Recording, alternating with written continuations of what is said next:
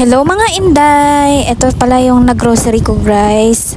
Tapos ito yung mga nabili ko. Mga needs lang sa bahay. Morning's done, the day is one. Summer dancing and everything's fine. A gentle breeze, the city's slow. I take a seat, let the moment flow. Hi guys! For today's video, magluto sa tagsudan. May udto day sa inyo hatanan guys. So, magluto muna kami ng ulam. Ulam namin is, ano lang, tawag nito, pansit na may, na may sardinas. Yun lang guys. Wait lang tayo. Prepare muna tayo guys.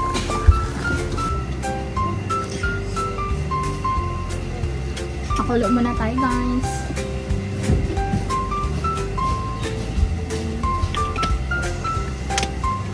Lagay na tayo naman mantika.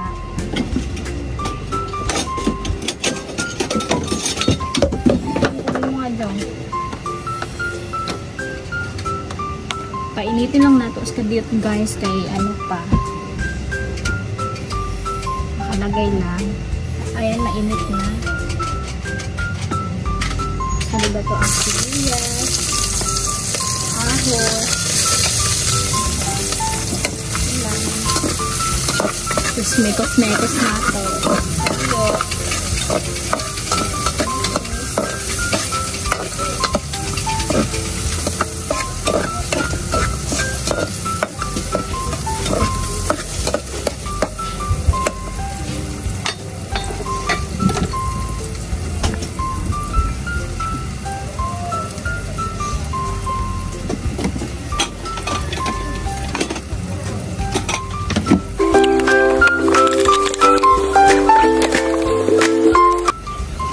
Tapos atong sardinas dahil ilunod na natin.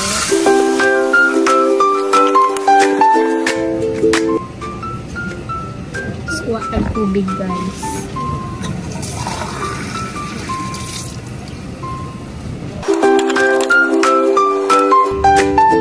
Tapos pakulo sa ata guys.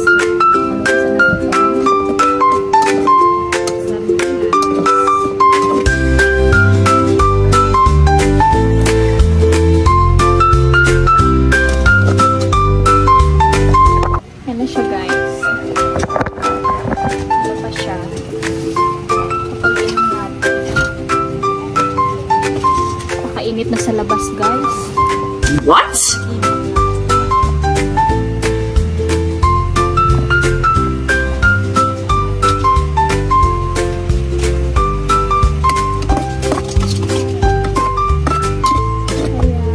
Pag ganyan na guys, na ano na akong medyo parang naluto na yung sardinas, isunod na po ang na natin ilagay yung pansit nito.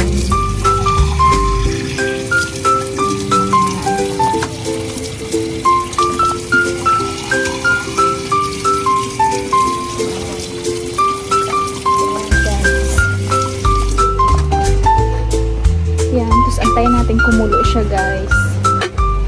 Tapos ready na natin yung pampalasa guys.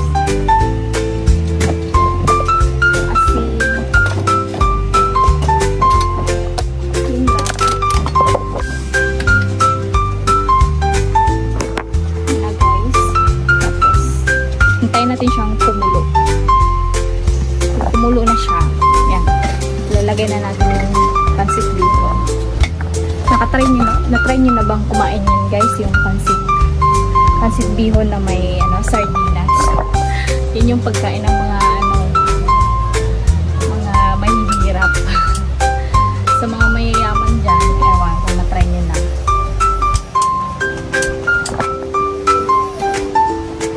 Init dito guys. Parang blurred. Wait lang. Naasan muna natin.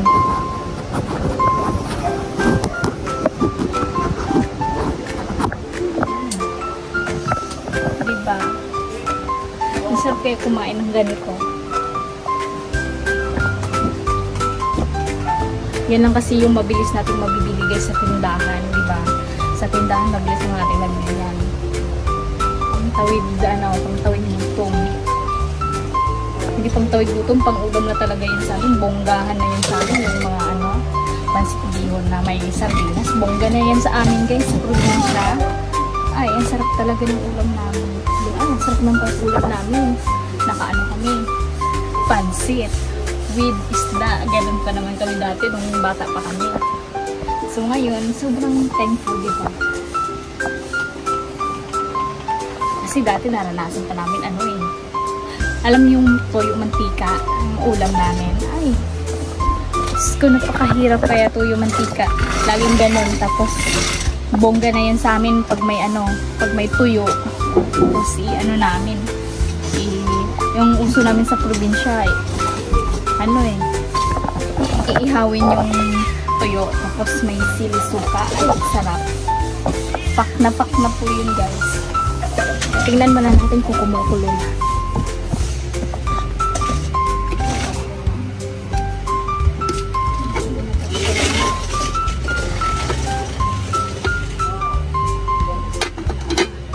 Hindi pa siya kumukulo, guys. Pag kumukulo na siya, doon na tayo maglagay.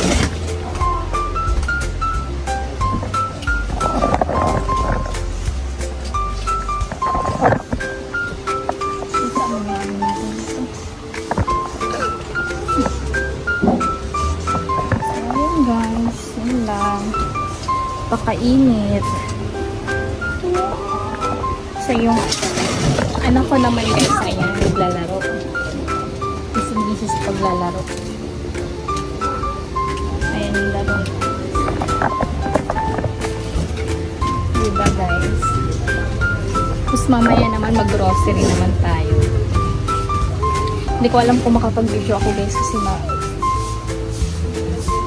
malulobat na yung cellphone ko. Siguro pag uwi na lang, doon ako video sa yung mga mini-grocery ko. Yung i-grocery ko lang naman yung mga kailangan lang dito sa bahay, like sabon, yung mga shampoo, yung mga needs namin dito, yung mga pagkain ng anak ko. Yun lang naman, guys, yun lang naman mga importante eh. Kasi nagbibili kasi ako ng mga sabon, mga shampoo, toothpaste, yun yung mga kailangan ko hanggang pang quincenas na yun. Isa pabili-bili ng isa-isa sa tindahan, wala. Mas mahal. Mas okay yung sa grocery ka bumili ng pang quincenas na talaga. Diba? Mas nakakatipid. Yun lang. Yun lang mga kailangan ng namin. Mga kape, gatas. Diba? So, kumukulo na siya, guys. Wait lang kayo.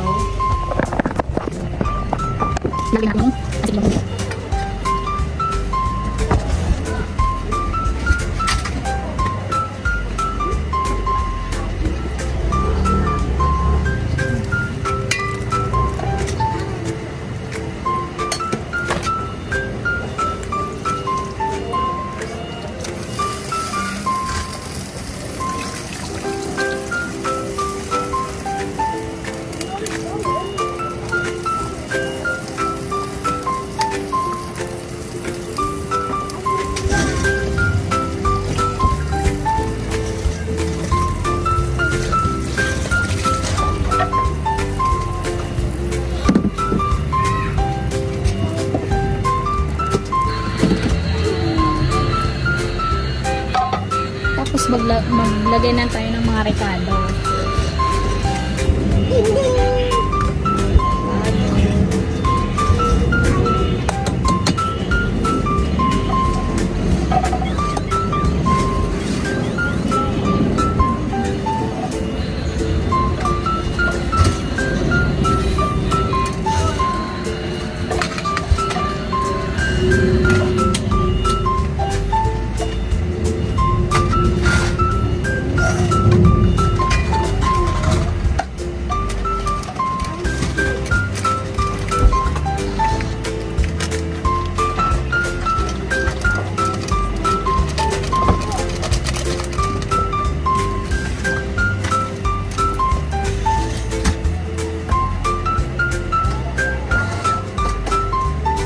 Mekos-mekos saglit, guys. Mekos-mekos sa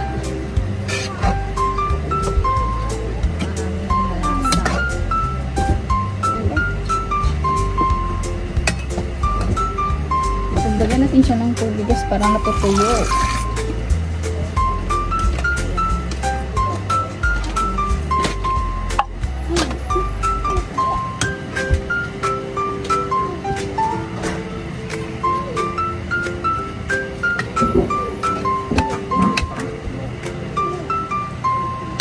Takpan natin. Antayin na lang natin siyang maluto guys. Siguro mga 3 minutes, 5 minutes sa kanya.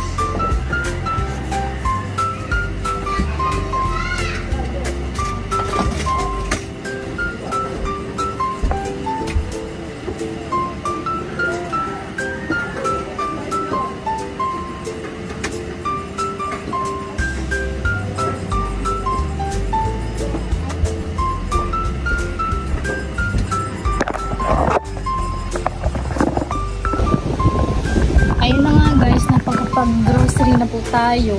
Hindi na ako nakapag-vlog.